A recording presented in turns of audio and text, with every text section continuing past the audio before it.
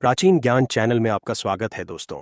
आज के इस ज्ञानवर्धक कहानी को ध्यान लगाकर अंत तक जरूर सुनना। कहानी का प्रसंग है, क्या कर्म से भाग्य को बदला जा सकता है, एक राजा की सच्ची कहानी। तो चलिए देरी न करते हुए इस ज्ञान गोता में डुबकी लगाते हैं। दोस्तों, बहुत बहुत प्राचीन काल की बात है। भारतवर्ष के उत्तर में एक अत्यंत समृद्ध और विशाल राज्य था जिसका नाम था सुवर्णपुर। सुवर्णपुर अपने नाम के समान ही था। वहां की धरती सोना उगलती थी, नदियां निर्मल जल से भरी रहती थीं और प्रजा के मुख पर सदैव संतोष और आनंद की आभा रहती थी। सुवर्णपुर के राजा थे विजय सिंह। राजा विजय सिंह जितने वीर थे उतने ही न्यायप्रिय और धर्मपरायण भी थे। उनके राज्य में न कोई चोर था, न कोई दुखी, सब ओर धर्म का शासन था। राजा विजय सिंह के पास सब कुछ था, एक विशाल सेना, भरा हुआ राजकोष, प्रेम करने वाली प्रजा और एक गुणवान परिवार। परंतु इतना सब होने पर भी राजा के मन के किसी गहरे कोने में एक अज्ञात भय, एक अव्यक्त चिंता सदैव बनी रहती थी। उन्हें कभी कभी रात्रि में विचित्र स्वप्न आते जिनमें वे देखते कि उनका यह सारा वैभव, यह सुख एक पल में ही छिन गया है और वे असहाय खड़े हैं। यह भय उनकी शांति में रह रहकर बाधा डालता था। वे बड़े बड़े विद्वानों से, ज्योतिषियों से इस विषय पर चर्चा करते, पर कोई भी उनके मन को शांत नहीं कर पाता था। एक दिन राज्य में यह सूचना फैली कि हिमालय की कंदराओं से निकलकर एक महान त्रिकालदर्शी अर्षि, जिनका नाम महर्षि कालज्ञानी था, सुवर्णपुर की सीमा पर स्थित एक प्राचीन वन में पधारे हैं। उनकी ख्याति दूर दूर तक फैली थी। कहा जाता था कि वे भूत, वर्तमान और भविष्य को एक खुली पुस्तक के समान पढ़ सकते थे। राजा विजय सिंह ने निश्चय किया कि वे महर्षि से मिलेंगे और अपने मन की इस व्यथा का समाधान जानेंगे। वे राजसी वस्त्र त्याग कर एक साधारण साधक के वेश में कुछ अंगरक्षकों के साथ उस वन की ओर चल पड़े। वन अत्यंत घना था। वहां पहुंचकर राजा ने देखा कि एक विशाल वट वृक्ष के नीचे महर्षि कालज्ञानी अग्निहोत्र में लीन हैं। उनके मुख पर अद्भुत तेज था, जटाएं धूनी के धुएं से धूमिल हो रही थीं और आंखें बंद थीं। राजा धैर्यपूर्वक हाथ जोड़े एक ओर खड़े हो गए। कई प्रहर बीत गए। जब महर्षि ने अपनी आंखें खोलीं तो सामने राजा को खड़ा पाया। वे मुस्कुराए, मानो वे पहले से ही राजा के आने का कारण जानते हों। राजा विजय सिंह ने महर्षि को दंडवत प्रणाम किया और अपनी शंका उनके समक्ष रखी। हे महर्षि, मेरे पास ईश्वर की कृपा से सब कुछ है, पर मेरा मन अकारण ही भयभीत रहता है। मुझे अपने भविष्य की चिंता सताती है। क्या मेरे भाग्य में कोई बड़ा संकट लिखा है? महर्षि कालज्ञानी कुछ देर मौन रहे। वे अपनी आंखें बंद करके गहरे ध्यान में चले गए। वन में केवल अग्नि के चटखने की ध्वनि और पक्षियों का कलरव ही शेष रह गया। राजा की धड़कनें तेज हो गईं। कुछ पलों के पश्चात महर्षि ने अपनी आंखें खोलीं। उनकी दृष्टि में एक विचित्र गंभीरता थी। वे बोले, राजन, तुम सत्य कहते हो। तुम्हारा भय अकारण नहीं है। तुम्हारे भाग्य की रेखाओं में एक बहुत बड़ा, एक अटल संकट स्पष्ट दिखाई दे रहा है। राजा का हृदय कांप उठा। उन्होंने पूछा, कैसा संकट? हे महर्षि। महर्षि ने गहरी श्वास ली और कहा, सुनो राजन, आज से ठीक 1 वर्ष पश्चात वैशाख मास की पूर्णिमा के दिन तुम्हारी मृत्यु निश्चित है। राजा विजय सिंह सन्न रह गए। उनके पैरों तले धरती खिसक गई। मृत्यु इतनी शीघ्र? उन्होंने कांपते हुए स्वर में पूछा, यह कैसे होगा मुनिवर? क्या मैं किसी युद्ध में वीरगति को प्राप्त होऊंगा या कोई असाध्य रोग मुझे घेर लेगा? महर्षि की दृष्टि और भी गंभीर हो गई। उन्होंने कहा, नहीं राजन, तुम्हारी मृत्यु का कारण न कोई युद्ध होगा और न कोई रोग। तुम्हारी मृत्यु तुम्हारे ही सबसे विश्वास पात्र, तुम्हारे सबसे प्रिय व्यक्ति के हाथों होगी। यह वज्रपात के समान था। राजा के मन में एक ही नाम कौंधा। उन्होंने कहा, मेरा सबसे विश्वास पात्र ऐसा कौन है? महर्षि ने स्पष्ट कहा, तुम्हारा सेनापति वीरभद्र। वैशाख पूर्णिमा के दिन सेनापति वीरभद्र के हाथों तुम्हारा वध होगा। यह तुम्हारे प्रारब्ध का अटल लेख है। इसे कोई नहीं बदल सकता। यह कहकर महर्षि पुनः ध्यान में लीन हो गए। राजा विजय सिंह जड़वत खड़े रहे। वीरभद्र, उनका वीरभद्र, जिसे वे अपने भाई से भी अधिक मानते थे, जिसने अनगिनत युद्धों में उनके प्राणों की रक्षा की थी, वह उनकी हत्या करेगा? यह असंभव था। राजा कांपते हुए गिरते पड़ते महल की ओर लौटे। उनका मन विश्वास और अविश्वास के द्वंद्व में फंसा था। महल पहुंचकर राजा विजय सिंह अपने एकांत कक्ष में चले गए। उन्होंने किसी से बात नहीं की। पूरी रात वे जागते रहे। महर्षि कालज्ञानी के शब्द उनके कानों में गूंज रहे थे। वीरभद्र का विश्वासी चेहरा उनकी आंखों के सामने घूम रहा था। वे सोच रहे थे, यह कैसे हो सकता है? वीरभद्र तो मेरी परछाई है। वह मेरे लिए अपने प्राण दे सकता है, मेरे प्राण ले नहीं सकता। अवश्य ही महर्षि को कोई भ्रम हुआ होगा। परंतु महर्षि कालज्ञानी की ख्याति भी झूठी नहीं थी। उनका कहा कभी असत्य नहीं हुआ था। राजा के मन में भय का जो छोटा सा बीज था, अब वह भविष्यवाणी का जल पाकर एक विशाल वृक्ष बनने लगा था। संदेह का विष उनके मन में फैलने लगा। अगले दिन राजसभा में जब वीरभद्र ने प्रवेश किया और राजा को प्रणाम किया, तो राजा को उसका प्रणाम भी एक छलावा लगा। जब वीरभद्र ने अपनी खड्ग को म्यान से निकालकर राजा के चरणों में निष्ठा की शपथ ली, तो राजा को वह खड्ग अपनी गर्दन पर दिखाई दी। भय मनुष्य की बुद्धि को हर लेता है। राजा विजय सिंह, जो अपनी न्यायप्रियता के लिए जाने जाते थे, अब केवल अपनी मृत्यु को देख रहे थे। उन्होंने सोचा, यदि वीरभद्र ही मेरी मृत्यु का कारण है, तो क्यों न मैं वीरभद्र को ही स्वयं से दूर कर दूं। यदि वह यहां होगा ही नहीं, तो मुझे मारेगा कैसे? राजा ने सोचा कि वे भाग्य को चुनौती देंगे, वे उसे बदल देंगे। उसी दिन राजा विजय सिंह ने एक आपात सभा बुलाई। सभी मंत्री और दरबारी उपस्थित थे। सेनापति वीरभद्र भी अपने स्थान पर खड़े थे। राजा ने एक कठोर स्वर में घोषणा की, सेनापति वीरभद्र पर राजद्रोह का संदेह है। उन्हें राज्य की सुरक्षा के लिए एक बड़ा खतरा माना गया है। पूरी सभा सन्न रह गई। वीरभद्र स्वयं चकित थे। उन्होंने आगे बढ़कर कहा, राजन, यह आप क्या कह रहे हैं? मैंने अपने जीवन का प्रत्येक क्षण सुवर्णपुर की सेवा में लगाया है। मुझसे ऐसा क्या अपराध हुआ? राजा ने दृष्टि फेर ली। वे वीरभद्र की आंखों में नहीं देख पा रहे थे। उन्होंने कहा, तुम्हारे अपराध का प्रमाण देना आवश्यक नहीं है। राजा का संदेह ही पर्याप्त है। तुम्हें इसी क्षण सुवर्णपुर की सीमाओं से निष्कासित किया जाता है। यदि तुमने पुनः इस राज्य में प्रवेश करने का प्रयास किया, तो तुम्हें मृत्युदंड दिया जाएगा। वीरभद्र के पैरों तले जमीन खिसक गई। जिस राजा को वे अपना ईश्वर मानते थे, उसी के मुख से यह शब्द सुनना उनके लिए मृत्यु से भी बढ़कर था। उनकी आंखों में आंसू आ गए। उन्होंने अपनी खड्ग, अपना राजसी उत्तरीय सब उतारकर राजा के चरणों में रख दिया और भरे गले से बोले, राजन, आपका आदेश सिर माथे पर। मैं जा रहा हूं, पर याद रखिएगा, मेरा यह शीश कट सकता है, पर आपके प्रति मेरी निष्ठा कभी कम नहीं हो सकती। वीरभद्र ने अंतिम बार अपनी मातृभूमि को प्रणाम किया और एक साधारण वस्त्र में नंगे पैर महल से निकल पड़े। प्रजा में हाहाकार मच गया। लोग अपने प्रिय सेनापति के इस अपमान को समझ नहीं पा रहे थे। राजा विजय सिंह ने महल की खिड़ी से वीरभद्र को जाते देखा। उनके मन में एक पल के लिए पीड़ा हुई, पर अगले ही पल मृत्यु के भय ने उस पर विजय पा ली। उन्होंने स्वयं से कहा, अब मैं सुरक्षित हूं, मैंने अपने भाग्य को बदल दिया है। परंतु राजा ने यह नहीं समझा कि भय से किया गया कर्म भी एक कर्म ही होता है और उसका फल भी भय और पीड़ा ही होता है।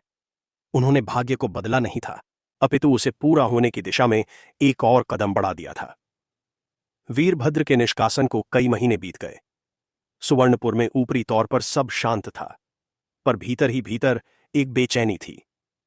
प्रजा अपने राजा के इस अन्यायपूर्ण निर्णय से दुखी थी। राजा विजय सिंह भी सुखी नहीं थे। उन्होंने वीरभद्र को दूर भेजकर अपनी मृत्यु को तो टाल दिया था, ऐसा वे मानते थे, पर उनके मन की शांति पूरी तरह लुप्त हो गई थी। अब उन्हें हर किसी पर संदेह होता। उन्हें लगता कि हर मंत्री, हर सैनिक, हर सेवक उनके विरुद्ध कोई षड्यंत्र रच रहा है। वे रात में सो नहीं पाते थे। उन्हें अब वीरभद्र का नहीं, अपितु हर उस वस्तु का भय लगता जिससे प्राण लिए जा सकते थे। उनका स्वास्थ्य गिरने लगा। वे राजकाज में ध्यान नहीं दे पा रहे थे। उनका न्यायप्रिय शासन अब संदेह और भय के शासन में बदल रहा था।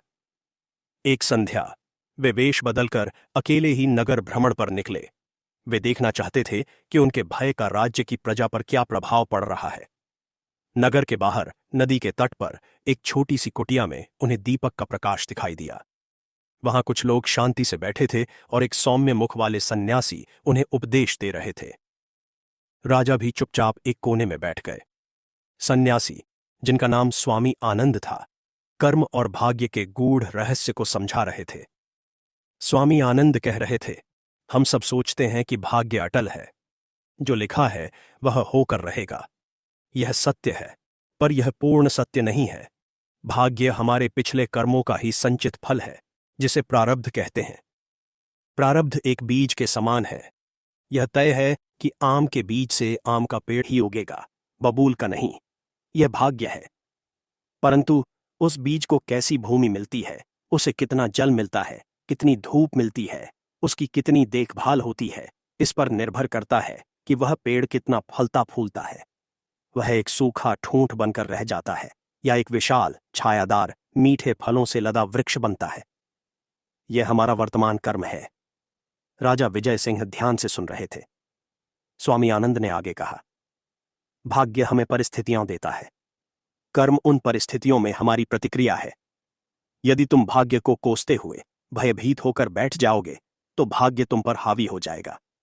पर यदि तुम धैर्य, साहस और धर्म के साथ अपना कर्म करते रहोगे तो तुम उस भाग्य के फल को भी बदल सकते हो। तुम नदी की धारा को नहीं मोड़ सकते, पर अपनी नाव को कर्म की पतवार से उस धारा में भी सही दिशा में ले जा सकते हो।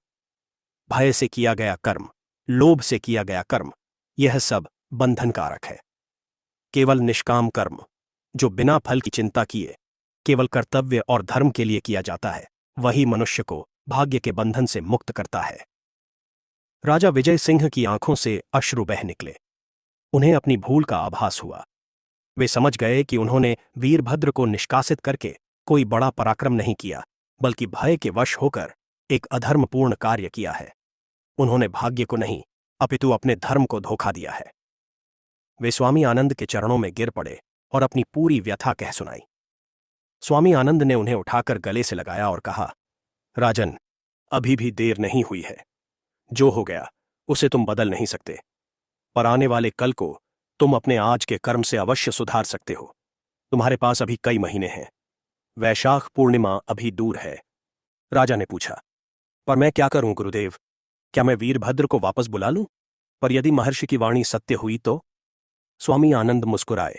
उन्होंने कहा, वीरभद्र को खोजना अब तुम्हारे हाथ में नहीं है। वह अपनी नियति पर निकल चुका है। तुम्हारे हाथ में है तुम्हारा राजधर्म। तुम अपनी प्रजा के प्रति अपने कर्तव्य पर ध्यान दो। मृत्यु का भय छोड़ दो। मृत्यु तो एक दिन आनी ही है, चाहे वह वीरभद्र के हाथों हो या किसी और के। तुम यह सोचो कि जब तक तुम जीवित हो तब तक तुम कितने पुण्य कर्म कर सकते हो। अपनी प्रजा की इतनी सेवा करो, इतना न्याय करो कि यदि मृत्यु आ भी जाए तो तुम्हें कोई खेद न रहे। अपने कर्मों से इतने पुण्य अर्जित करो कि वे भाग्य के लिखे विधान को भी बदलने पर विवश हो जाएं। राजा विजय सिंह को अपना मार्ग मिल गया। उन्होंने मृत्यु के भय पर विजय पा ली थी। उन्होंने निश्चय किया कि वे अपने बचे हुए जीवन का प्रत्येक क्षण निष्काम कर्म और प्रजा की सेवा में लगाएंगे। उस दिन के पश्चात स्वर्णपुर ने अपने राजा का एक नया ही रूप देखा। राजा विजय सिंह ने स्वयं को पूरी तरह राजकाज में समर्पित कर दिया। उन्होंने मृत्यु के भय को अपने मन से निकाल दिया, मानो वैशाख पूर्णिमा का कोई अस्तित्व ही न हो। वे प्रतिदिन अपनी प्रजा के बीच जाते, उनकी समस्याएं सुनते और तत्काल उनका निवारण करते।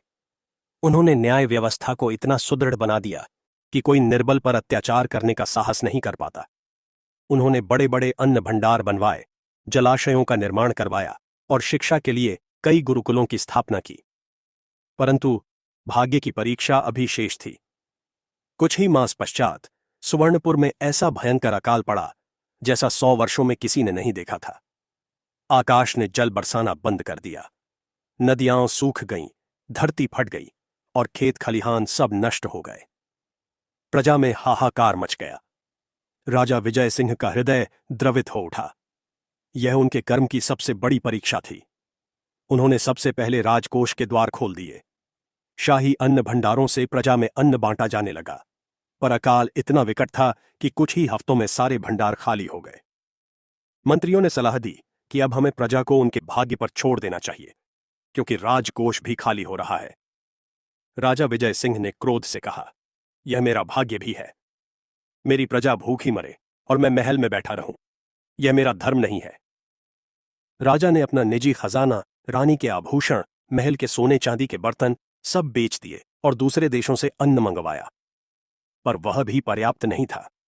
लोग भूख से मरने लगे।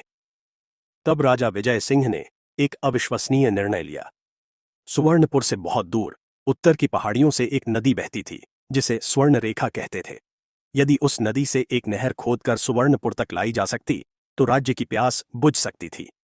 यह कार्य असंभव माना जाता था। इसमें कई वर्ष और लाखों श्रमिकों की आवश्यकता थी, पर राजा ने हार नहीं मानी। एक सुबह वे स्वयं एक कुदाल लेकर उस पथरीली भूमि पर पहुंच गए जहां से नहर की खुदाई होनी थी।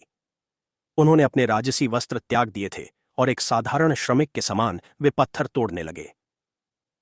जब प्रजा ने अपने राजा को, जिसकी आयु भी अब ढल रही थी, स्वयं पसीना बहाते और पत्थर तोड़ते देखा तो सब में एक नई ऊर्जा का संचार हो गया।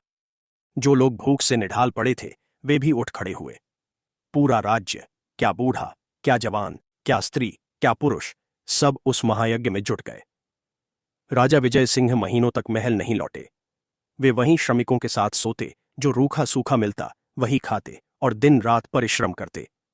उनका शरीर दुर्बल हो गया था, हाथों में छाले पड़ गए थे, पर उनके मुख पर एक अद्भुत शांति और दृढ़ निश्चय था। उन्हें अब न मृत्यु का भय था, न जीवन का मोह। उन्हें केवल अपना कर्म दिखाई दे रहा था।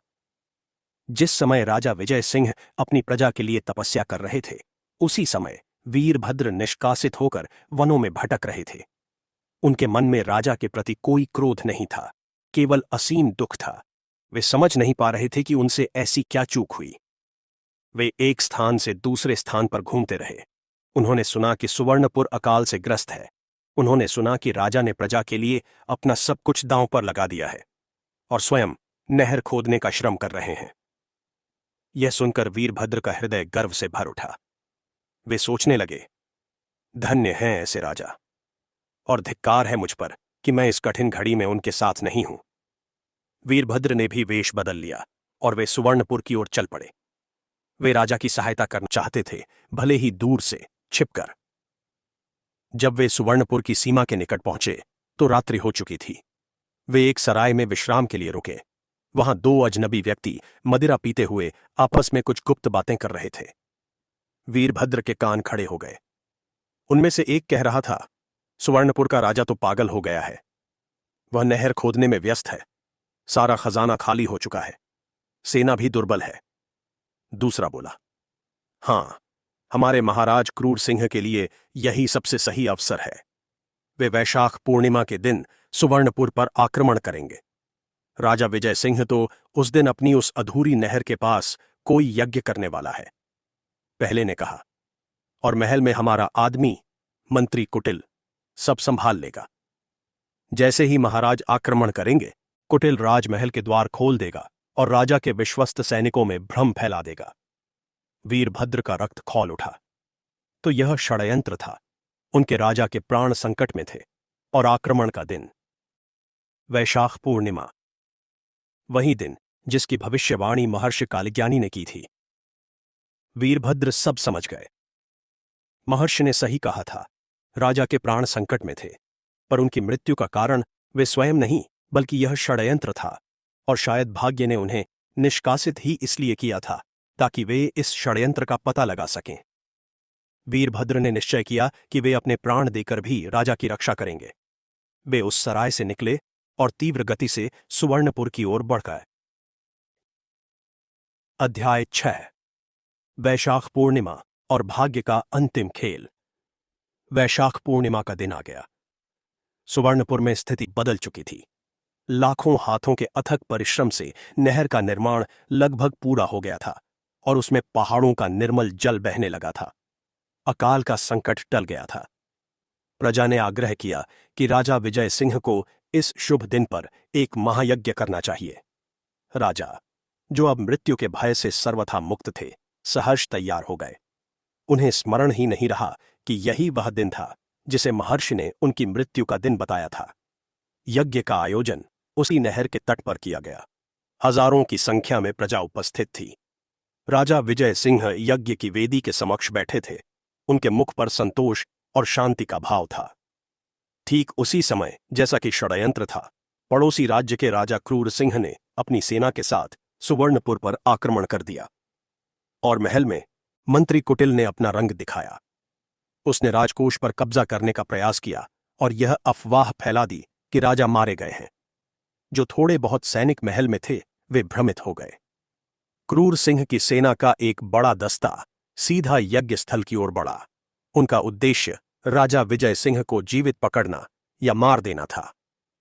अचानक यज्ञ स्थल पर कोलाहल मच गया।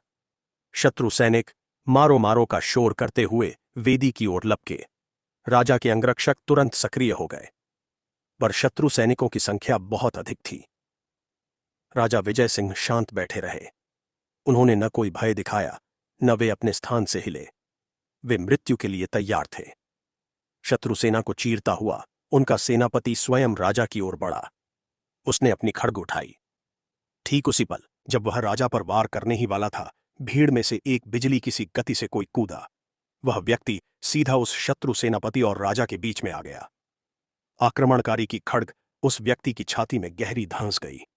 सब कुछ एक पल के लिए रुक गया। राजा विजय सिंह ने आंखें खोलकर देखा। उनके सामने, उनके चरणों में लहूलुहान अवस्था में जो व्यक्ति पड़ा था, वह कोई और नहीं, उनका अपना वीरभद्र था। वीरभद्र ने अपने प्राण देकर राजा के प्राण बचा लिए थे।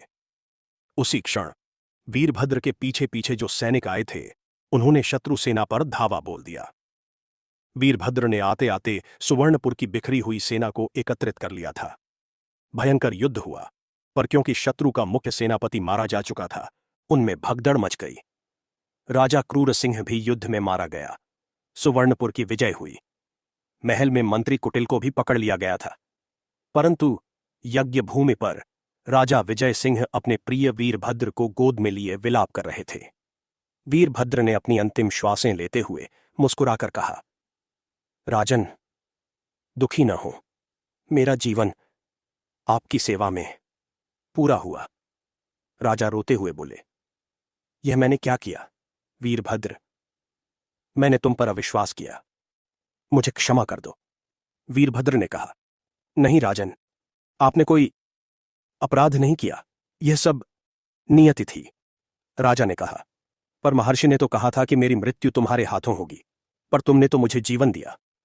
वीरभद्र ने अपनी आंखें बंद करते हुए कहा, महर्षि ने सत्य ही कहा था राजन। आज वैशाख पूर्णिमा है, और देखिए, मृत्यु तो आई थी, पर वह मेरी हुई, आपके हाथों में, आपकी गोद में। यह कहते हुए वीरभद्र के प्राण निकल गए। राजा विजय सिंह स्तब्ध बैठे रहे। वे महर्षि के शब्दों का, भाग्य के इस खेल का गूढ़ अर्थ अब समझे थे। महर्षि कालज्ञानी ने कहा था, तुम्हारी मृत्यु तुम्हारे सबसे विश्वास पात्र सेनापति वीरभद्र के हाथों होगी। इसका अर्थ यह नहीं था कि वीरभद्र राजा को मारेगा। इसका अर्थ यह था कि उस दिन वीरभद्र के हाथों में राजा की मृत्यु या जीवन का निर्णय होगा। उस दिन वीरभद्र के कर्म यह तय करेंगे कि राजा जीवित रहेंगे या नहीं।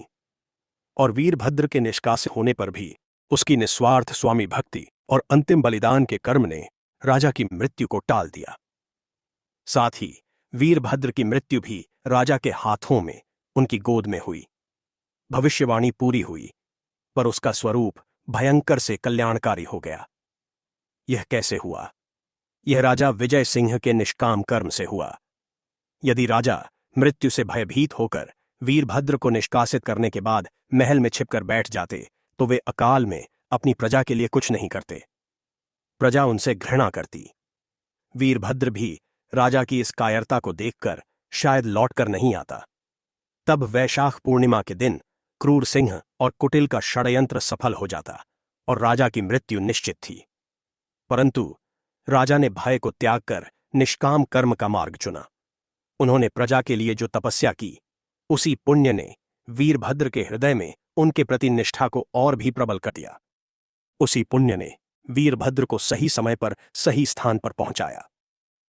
राजा विजय सिंह के कर्म ने वीरभद्र के कर्म को प्रेरित किया और उन दोनों के सम्मिलित कर्मों की शक्ति ने भाग्य के लिखे हुए अटल विधान के फल को बदल दिया। राजा विजय सिंह समझ गए कि भाग्य अटल हो सकता है, पर कर्म उस भाग्य को भोगने की दिशा बदल देता है। कर्म भाग्य का दास नहीं, उसका सारथी है। हमारे कर्म ही यह तय करते हैं कि भाग्य की लिखी कहानी का अंत दुखद होगा या सुखद। दोस्तों, इस कहानी से आपको जरूर कुछ न कुछ सीखने को मिलेगा होगा, जो जीवन के विपरीत पहलू पर जरूर काम आएगा।